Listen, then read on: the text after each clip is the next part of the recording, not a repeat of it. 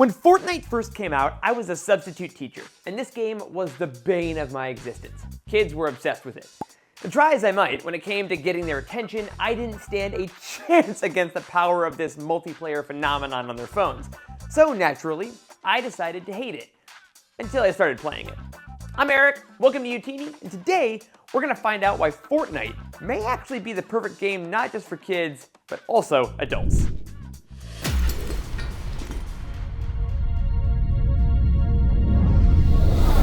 Recently, I was browsing the Fortnite subreddit, and I found a question I hadn't seen before. How old is everyone? Pretty simple, right? A 32-year-old dad genuinely curious if there were any other gamers like him playing Fortnite, and the answers blew me away. As I scrolled through the responses, I saw people in their 20s, 30s, 40s, and beyond all sharing their love for a game so many people think was for children only. I mean, sure, some folks were playing with their kids, but others were sharing the joy of winding down after work or getting together with friends on the weekends. But that still begged the question, why were we flocking to this game? Well, in order to figure that out, we have to get one quick thing out of the way. It can be hard being an adult gamer. Hey, don't get me wrong, I absolutely love it being 32 myself, but there are some factors that just make it a bit harder than it used to be. Namely, money and time. Back when I was playing games like Halo 3 as a teenager, gaming was my golden sanctuary. And sure, I had school, but the time I had to game alone or with my friends just seemed infinite, and I took advantage of every second. And now that video games cost more than ever, the pressure on my time and my paycheck means that any game I choose to play has to prove its worth in addition to recapturing that magic I felt as a teenager. And that's where Fortnite makes its case. The reason Fortnite is perfect for adults like us looking to make the most of our time, money, and pure joy can be broken down into three parts. Its incredible accessibility, its dedication to constant evolution, and its surprisingly fun IP integration, which turned me from skeptic to fanatic. But hey, let's start off with the big one, accessibility. This is possibly Fortnite's biggest selling point because, well, it doesn't have a selling point. The game is free of charge, free to play, free to win, free. Now, before anyone yells at me, yes, you can spend money on the game in the form of these bad boys, V-Bucks, a virtual currency used to buy things that your character can wear, like skins, weapon wraps, and things like that. But none of that affects how good you are at the game. A player who spends $0 has exactly the same chance to win as a player who spends, well, a lot. But an even playing field for those of us whose paycheck doesn't stretch like it used to is a fantastic feature when choosing a new game. But even though you'll avoid things like buying your guns or dropping $60 on horse armor, Fortnite's accessibility extends far beyond the financial. It extends into the fabric of the gameplay itself. At its core, Fortnite Battle Royale has a very simple premise. 100 players drop from the sky onto a map where they play to the last man standing. You arrive with nothing, and along the way, you loot chests where you pick up guns, ammo, and shields to help you survive. And that's it. No, really, that's it. Oh wait, you're probably thinking of this stuff. Yeah, that used to freak me out too. But then, Fortnite introduced something that changed the game and brought in a ton of gamers like myself. Zero build mode took the classic Battle Royale mode and took away all the crazy building mechanics that intimidated some people. Me. It intimidated me. And instead, it allowed the seamless gunplay and gameplay mechanics to take center stage, and the community wholeheartedly embraced it, with some of the biggest streamers in the world like Ninja exclusively playing Zero build for their massive audiences. And that's the game as it is today.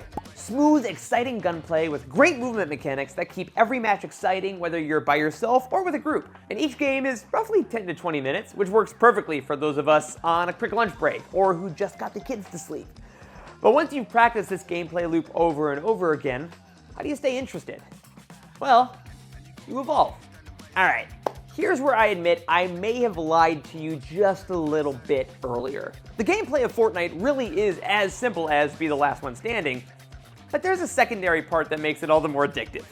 During each match of Fortnite, you can complete quests. Some of them change every day, some of them change every week, and they all encourage you to play the game in different ways, especially the ones that have a theme based on the current season. Hey, stick with me, it'll be fine, I promise. Throughout the year, Fortnite goes through different seasons where the story of the world you fight on changes. Fortnite signals this change by putting out a trailer showcasing the upcoming season that features new characters, weapons, mechanics, and more. And when the changes hit, it affects the environments, some characters that can sell you weapons, and over time the map changes quite extensively. Not only does this evolution keep the gameplay fresh by keeping players on their toes with new checkpoints and landmarks and game mechanics, but it also allows the entire aesthetic to change thanks to battle passes. This is admittedly the most controversial point of Fortnite, because this is kind of how they changed the industry of video games. A battle pass allows you to earn XP from quests, gain levels, and unlock aesthetic rewards to put on your character. Each season the pass changes, all levels go back to zero, and you do it again. Though many games have co-opted this system to make their players buy levels to unlock the best weapons as quickly as possible, and this pay-to-win model has replaced a lot of classic shooters that we grew up with. But here's where Fortnite gets it right. Once you pay for one battle pass for about $10 or so, you can roll that into every single battle pass going forward. Because even though each season brings new characters and gliders and emotes, each battle pass also lets you unlock V-Bucks natively. So you can make enough money to buy the next one without spending another cent of real-world cash. And to repeat, none of these skins have additional armor or speed or anything like that. All you're doing is paying once to look cool. And as much as I thought I'd hate that idea, I've weirdly come around to it. Now, I never thought for a second that I would spend money on a licensed skin in Fortnite. And trust me, there have been plenty. If you can think of a mainstream character, chances are they've had a Fortnite collaboration. But I think there's more to it than that. One of the best parts of fandom is expressing who you are through what you love. And Fortnite kind of uses this system to encourage that. When you pick a character skin, you're telling your fellow players what else you love and what makes you happy, and there's something oddly wholesome about that as you're blasting away at each other. And that's not even mentioning the remarkable amounts of representation that can be found within the game. Everyone can find themselves inside of Fortnite. And for many folks that haven't been able to inhabit a character that looks and feels like them, that can mean the world. By infusing the game with real-world identities and an incredible amount of other fandoms, Fortnite also creates a bunch of little communities. I mean, the reason a bunch of us at UTME started playing was because we heard about a Star Wars event. And years later, I'm still making sure everyone knows how much I love Ahsoka. And Fortnite's integration with other fandoms shows zero signs of slowing down. In fact, it's only getting bigger. Disney recently invested $1.5 billion to acquire an equity stake in Epic Games, all but guaranteeing even more of their properties coming to the platform to join the likes of Dune, Travis Scott, and my personal white whale, Kelsier from Brandon Sanderson's Mistborn. Seriously though, bring back Kelsier. I'm begging you. Ted Lasso teaches us to be curious, not judgmental.